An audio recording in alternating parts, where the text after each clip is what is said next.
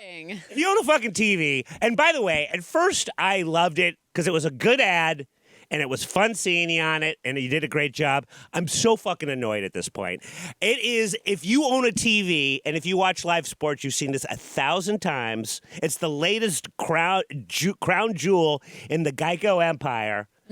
Brad is doing color commentary on, I believe you and the woman are, I believe, neighbors, but also in some sort of world where you've got a mic and commentate, making snarky comments on your neighbor. And this thing is on a loop to the point where I believe I have it memorized. Which, by the way, we can promote this work, Brad, because it is commercial work. Yes, yeah. Joe's very... Thank you, Joe, for respecting the boundaries and limitations during this labor stoppage. Yeah, I can talk to you about the Geico commercial, and I am sorry about it. There's only one other commercial I've done in my career that aired this much, and I remember the backlash that followed, not just from the public, but also with friends and family. So I do apologize. Wait, I'm trying to think. What was the other? I mean, you've done some good ones, but I'm trying to think of one that could really annoy people. Well, there was one. It might have been the first commercial I ever did, actually, and it was for Buffalo Wild Wings, and I played a guy who stood up in the back of the restaurant. It became part of a larger campaign, and the game was almost over, and this guy's upset because I guess he wants to eat more teriyaki boneless wings. Who wouldn't? And drink a lot of beers, and he says, "Send it into overtime," and for the entire run of March Madness that year, it just ran on a loop to the point that I was working at Second City at the time and doing shows every night. And during our improv set, we would say, "Can we get a suggestion of a location or a line of dialogue?" And maybe 6 out of 7 shows, someone would go, "Send it in overtime."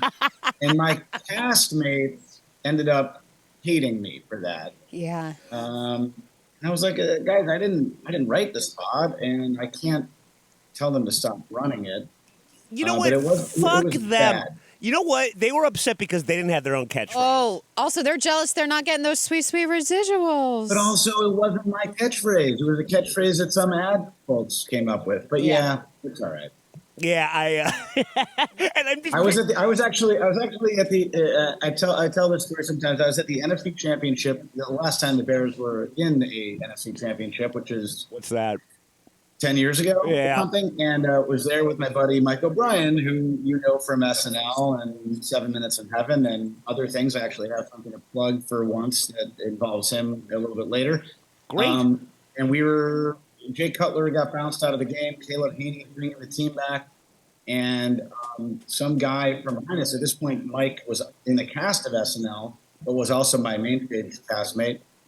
Sitting next to me, we're coming back. Bears are coming back in the third quarter, and the guy sitting behind us taps on my buddy's shoulder and goes, "Would it be awkward or upsetting if I asked your friend to send this game into overtime?"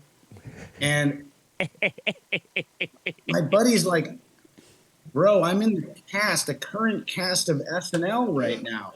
You're asking me to turn to this guy next to me and reference a commercial from 5 years ago."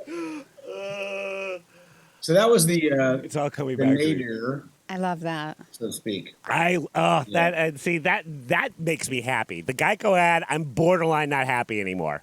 Yeah, you know, it's got whatever the other process where you go from disbelief to acceptance, all that. It's like a reverse. Are you on anger? Yeah, I'm sort of getting on anger. It really is relentless. I'm very appreciative, especially during this weird time in my industry. So yeah. No, and that's the best attitude to have. And speaking of, it's a really shitty time for our union to be on strike because Halloween. What am I going to wear? Because apparently there's not much to choose from if you're a union member, because SAG-AFTRA has said you cannot wear costumes that will break the strike rules, which is any characters that are in a show that's by a company that we're striking against. This endears me to their cause. You can't do Barbie. I know you wanted to do Yeah. Wednesday Addams. So sorry, Brad. Can't do that. Even if you wanted to be Fran Fine from The Nanny, which I was 2 years ago, can't do that either. It's really weird that you did that How is that weird? because it was on 20 years ago. You were ahead of it. I You were grew- ahead, and Yes. you knew what was coming. Apparently, yes. I knew she was going to be president of our union, and Yes. I grew up watching the show. So instead, SAG suggests costumes inspired by generalized characters and figures like ghosts, zombies, or spiders. Or opt for costumes inspired by non-struck content, such as animated shows. Well, not everyone is happy about being told what and what not to wear, including Ryan Reynolds and Mandy Moore. They've called out SAG-AFTRA's costume ban. Mandy Moore asking, "Is this a joke? Come on, SAG-AFTRA, this is what's important?" ? I get it. Ryan Reynolds had the best reaction, in my opinion, on Twitter, writing, "I look forward to screaming scab at my 8-year-old all night. She's not in the union, but she needs to learn." To which SAG replied, kids of people in the union can wear whatever they want. And it's like, yeah, we knew that. Right. Great. So, what are your thoughts on this? We are going back to the negotiating table this week. How much longer do you think this is going to last? I don't think it's going to last much longer because I do think that the goodwill has been exhausted at this point from the public at large. And I think it gets to a point where at this point, it's like the nanny is our union leader. She's done a good job, but also everyone is still out of work because we haven't figured out how to cross that last bridge.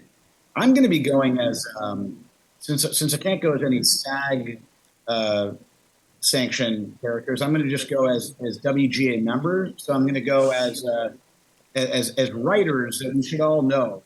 So I'm going to go as Aaron Sorkin. I'm just going to get a pair of fashion glasses, a wig with a kind of a straight hair wig, and then I'm going to carry psychedelic mushrooms around with me and act like I'm walking through security at an airport. Well, make sure you're walking and talking because... Oh, yeah. Thank you, Joe. And by the I way, set him up and you knock him down, pal. Yeah.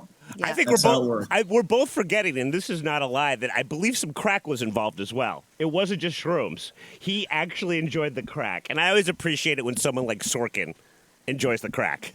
That is just it mixes up the stereotype a little bit. Yeah. Yeah, he had a bouquet of fucking Class A drugs in that there suitcase.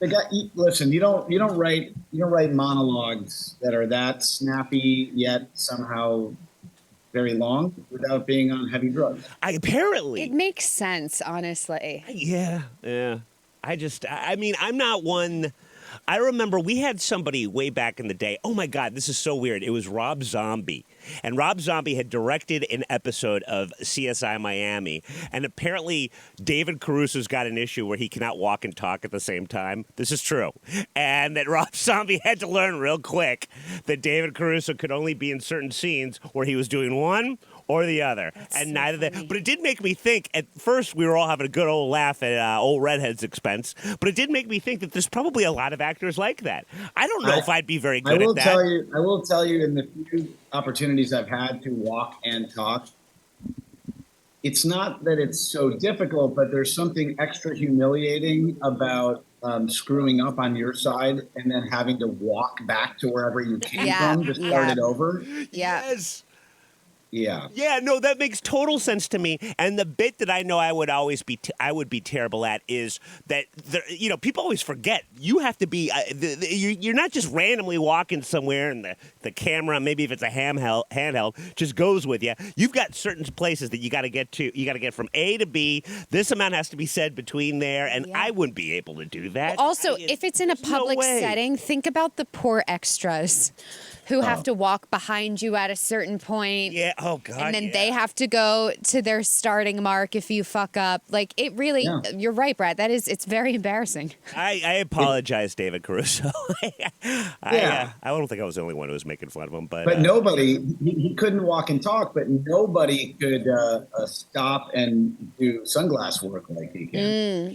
I love that you mentioned that. He said that, and that it was made known to him that was very much something that Caruso came up with because he wanted to have a thing, and perhaps it was also used to distract the fact that he wasn't moving whenever he's making those yow like little liners at the end, like is the body down or is down the body? Wow! Cut right to the beginning scene. Oh, jeez.